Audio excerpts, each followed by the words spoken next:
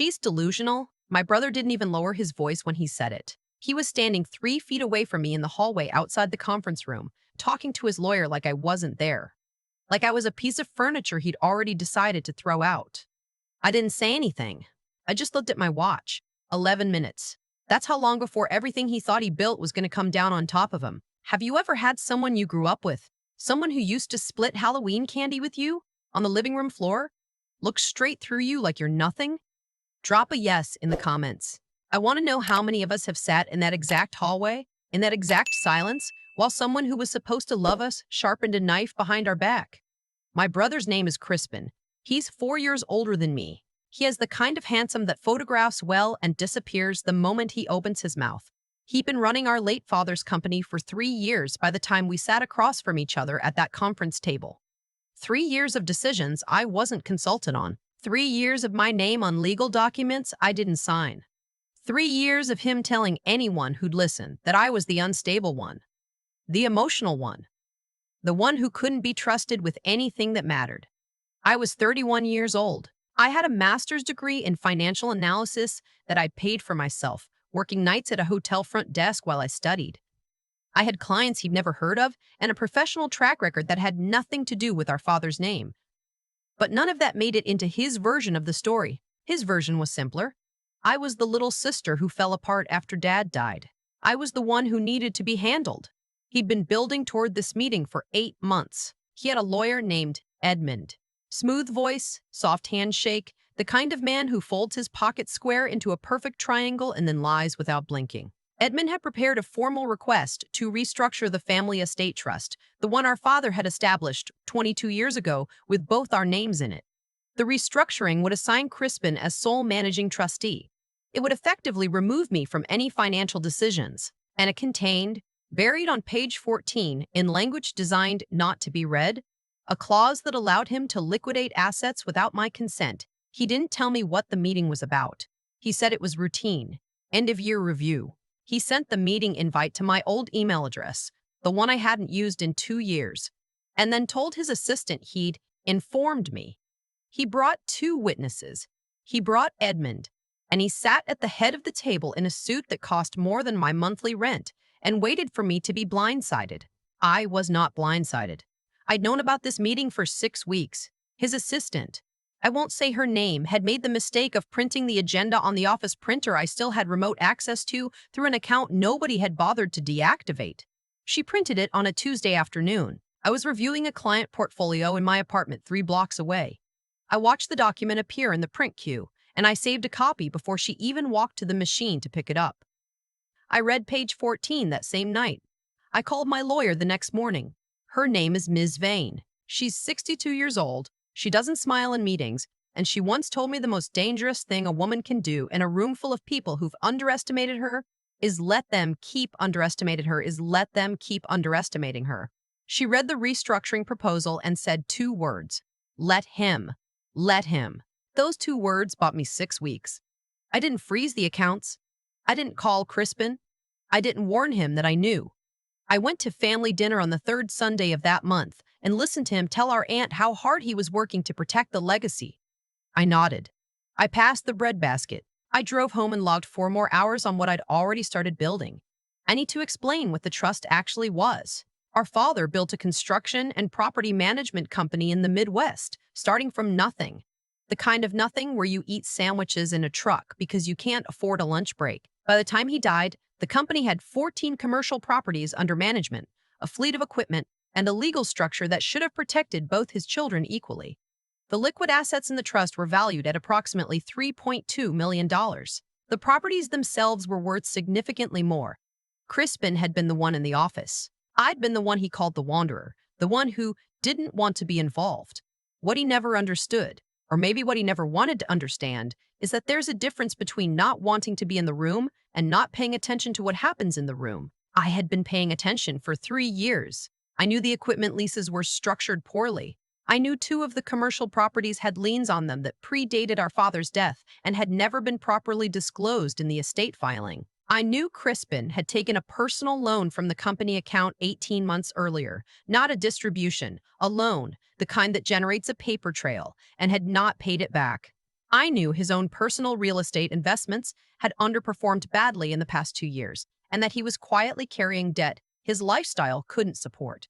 He needed the trust. He needed full control of it. And he thought I was going to walk into a conference room and find out about it for the first time. I want to describe what I felt sitting in that chair across from him. It wasn't rage. Rage is hot and loud, and it makes you sloppy. What I felt was closer to a kind of cold clarity. The feeling of something that has been uncertain for a long time finally becoming very, very certain. I looked at his face. My brother's face. The same face I'd seen every Christmas morning, every graduation, every hospital waiting room. And I understood for the first time that he had never once thought of me as someone to reckon with. He thought of me as an inconvenience, a name on a document that needed to be managed. He had no idea that the inconvenience had been managing him. Edmund opened the meeting.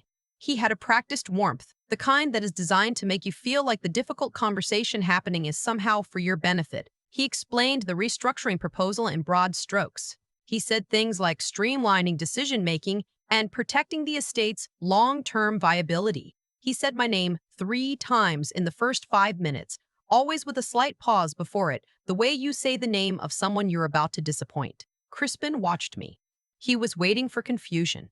He was waiting for me to reach for the documents and flip through them with a slightly overwhelmed expression of someone encountering new information. He was waiting to be the person who explained things to me. I let him wait. I sat with my hands flat on the table and I listened to Edmund finish his presentation. When Edmund stopped talking, the room got quiet. Crispin leaned forward a little. This was his moment. He was going to be reasonable, gentle even. He was going to tell me this was best for everyone. He was going to be the older brother, the responsible one, the one Dad would have wanted in charge. He opened his mouth. I slid a folder across the table. Not the one he was expecting. Not a response to his proposal. A different folder entirely, dark blue with nothing written on the outside. Edmund frowned. Crispin stopped with his mouth still open. I'd like to address a few prior items before we get to the proposal, I said. My voice was level. I'd practiced level for 6 weeks. I said, I think the context will be helpful.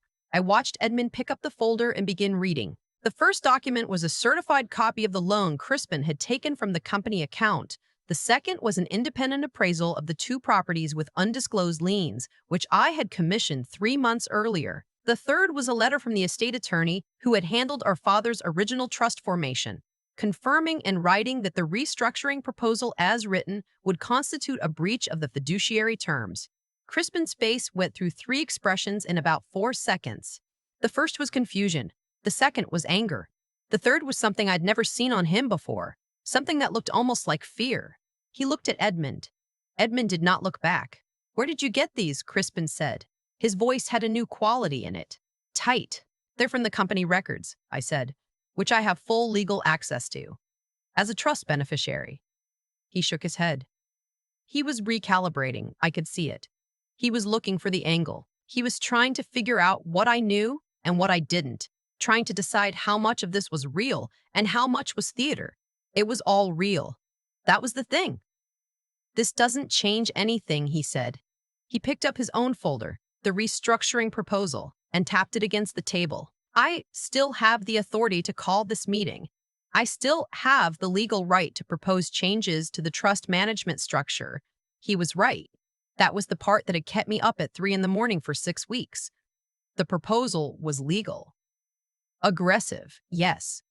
Designed to disadvantage me, yes. But legal. He had the standing to do it. And if Edmund was good at his job, he might even get it approved. I needed him to keep going. I needed him to do what greedy people always do when they feel a plan slipping, reach for something worse. So I said, you're right. He blinked. I said, you do have the legal right to propose it. So let's put it to the estate trustee. Let's get an independent review. I'd welcome that process. I just think the trustee should have complete information when they make their decision. He didn't like that. An independent review meant outside eyes. Outside eyes meant the loan, the liens, the paper trail. He'd been counting on keeping this inside the family structure, inside the room, where he could control the temperature. He leaned toward Edmund and said something I wasn't supposed to hear. But I have good hearing and the room was quiet. He said, do we have the other thing? Edmund reached into his bag. The other thing was a psychiatric evaluation, not a real one. I want to be clear about that. It was a document prepared by a therapist who I later found out Crispin had been paying as a private consultant for 4 months. Not as a patient, as a consultant. It was titled A Wellness Assessment, and it contained language suggesting that I had displayed, quote, patterns of emotional dysregulation and difficulty with complex financial reasoning during a period of grief following parental loss. It was dated 14 months ago. I had never met the person who wrote it. My brother put it on the table and said, I'm not doing this to hurt you. I'm doing this because Dad would have wanted someone stable in charge. The room was very still. I looked at the document. I looked at the name on the letterhead. I looked at my brother, and I thought, there it is. This is the move. The one where they make you the problem. The one where they dress up a power grab in the language of concern. You're not being pushed out, you're being protected. You're not being robbed, you're being cared for. It's the oldest trick there is, and it works on people who are alone, who don't have documentation, who haven't spent 6 weeks preparing for exactly this moment. I was not alone. I had documentation, and I had spent 6 weeks preparing. I said, "Can I ask you something?" He said, "Of course." I said, "Did you know that conducting a financial review of trust assets requires a licensed CPA, not a therapist? And that submitting a fabricated wellness assessment as evidence in a trust dispute is considered fraud in this state?" Edmund stood up. Not fast, but with the particular controlled movement of a man who has just realized the ground under him is not as solid as he thought. I opened my bag. "I'd like to submit some of my own documentation," I said. What came out of my bag was not a folder. It was a bound report, 41 pages, prepared by a forensic accounting firm I had retained 6 weeks ago. It covered 3 years of company financials. It had tabs. It had color-coded annotations. It had a summary page at the front that listed, in plain language, every irregularity I had found. The unauthorized loan, $118,000, still outstanding. 2 undisclosed liens affecting properties in the trust portfolio, reducing their collateral value by an estimated $340,000. 6 distributions to a holding company registered in Crispin's wife's name that did not appear in the annual trust report. A management fee structure Crispin had unilaterally increased 18 months ago, redirecting an additional $4,700 per month from trust income to himself. I watched Edmund flick to page 12 and stop. Crispin grabbed the report from Edmund's hands. I kept my voice even. I said, "I'm not submitting this to punish you. I'm submitting it because the trustee needs complete information." "That's what you said. You want to protect the estate." He was reading. His jaw was tight. "I also want to mention," I said, "that copies of this report were sent this morning to the estate attorney, the independent trustee, and the State Oversight Office for Charitable and Estate Trust Compliance." His head came up. "Sent this morning," I repeated. "Before this meeting started." Edmund sat back down. He was very quiet now. He'd been quiet for about 7 minutes, which, for a man who'd opened the meeting with a 5-minute presentation, was notable. Crispin looked at me the way people look at something they thought they understood completely and have just realized they understood not at all. It is not a comfortable look to receive from your older brother. I won't pretend it was comfortable to give. I said, "I have one more thing." He didn't respond. 3 months ago, I said, I was approached by a private equity firm that had been tracking Dad's property portfolio for about 2 years. They made an offer on 4 of the commercial assets, not all of them, just 4. The ones with the cleanest titles. I told them I needed to consult with my co-beneficiary before I could respond. I did not consult with you, because at the time I was still hoping I was wrong about what you were planning. I pulled out a single sheet of paper. I said, the offer was $4.1 million for the 4 properties. I told them I would get back to them by end of business today. Crispin stared at the number. I said, if I accept the offer, the trust receives full liquidity. The outstanding loan gets resolved. The liens get cleared. The compliance issues get addressed in daylight instead of in a restructuring document. And both of us walk away with what Dad actually intended us to have. I said, or you can keep pushing this proposal. We can go through the independent review. We can let the oversight office look at the last 3 years. We can let Edmund explain the wellness assessment to a compliance board.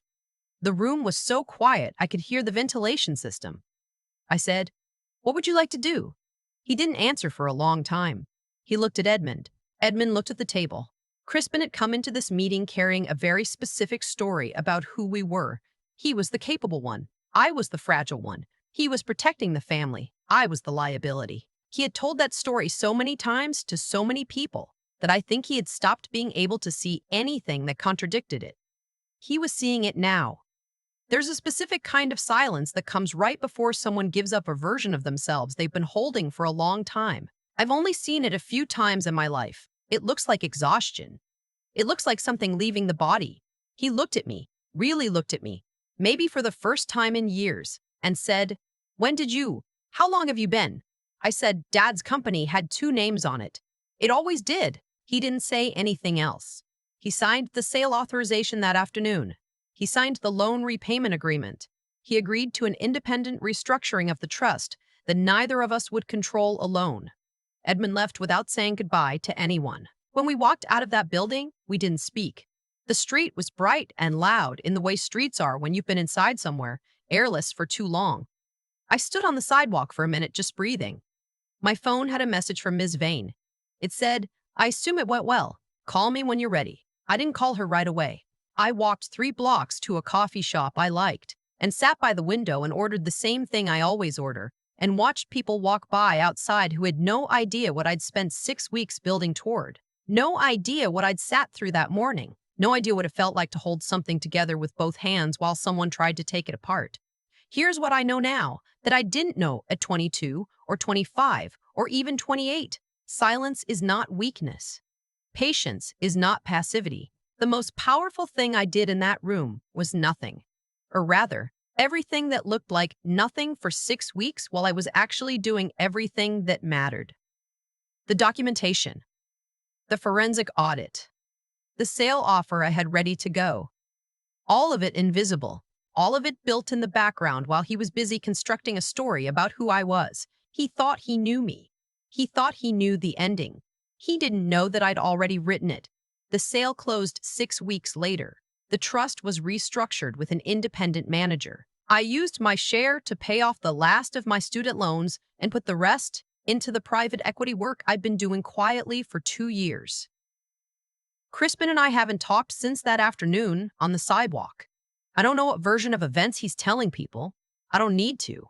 The documents don't care about his version. The forensic report doesn't care. The sale records don't care.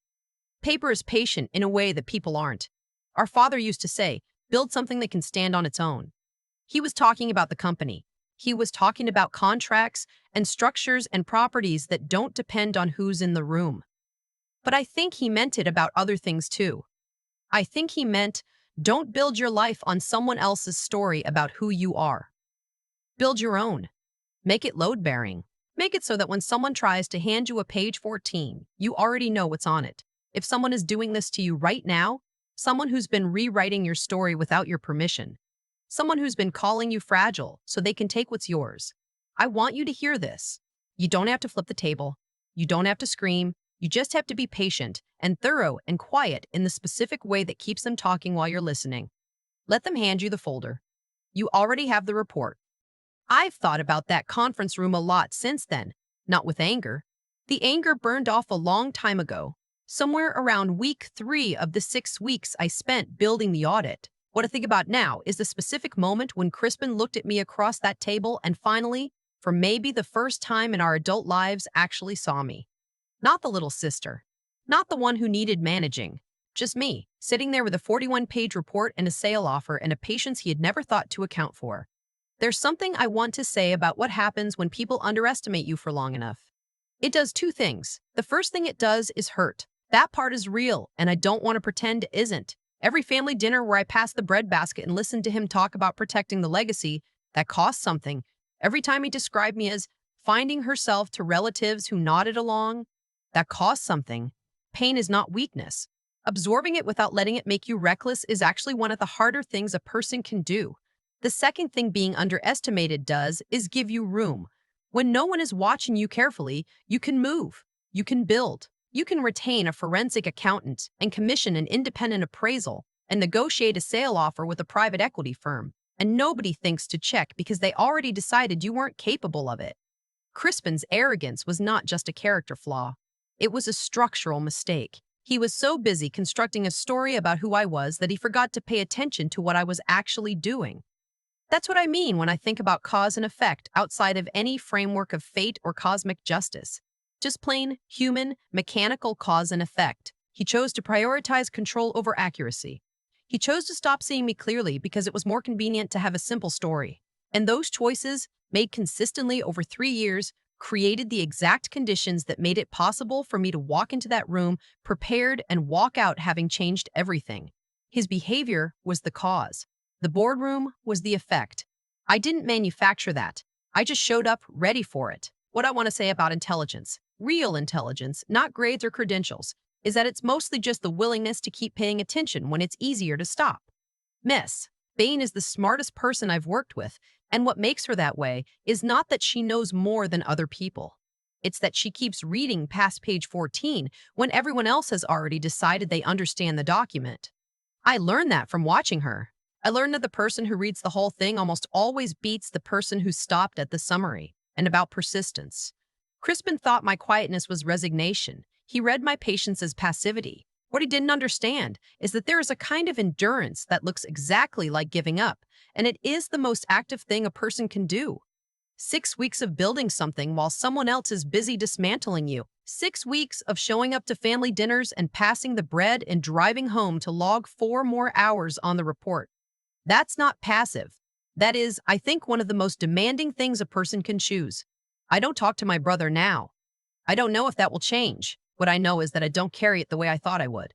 The thing about doing the work, the real, documented, irrefutable work, is that it settles something in you. You don't need the other person to finally admit you were right. The paper already says it. The records already say it. You already know. Build things that can stand without anyone's permission. That's what I took out of that room with me. Build things that hold.